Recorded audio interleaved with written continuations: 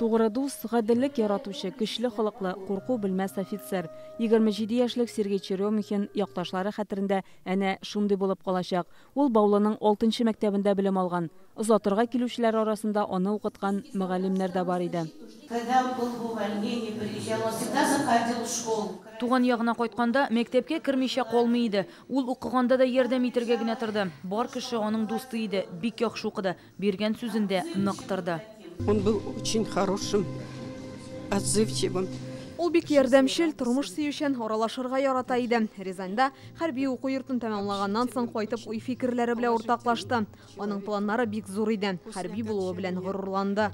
Мәктәпне тәмамлаганнан соң Әлмәтнең политехник техникумына укырга кергән.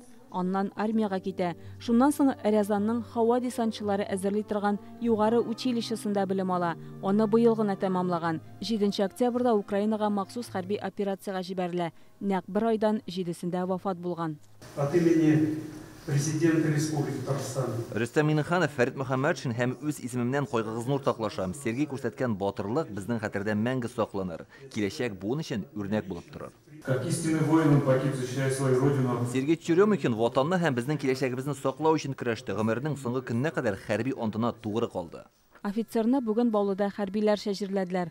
Аның хатыны һәм кечкенә кызы калды. Баласы августта гына туган була. Сергей Черемухин батырлык орденына тәкъдим ителгән.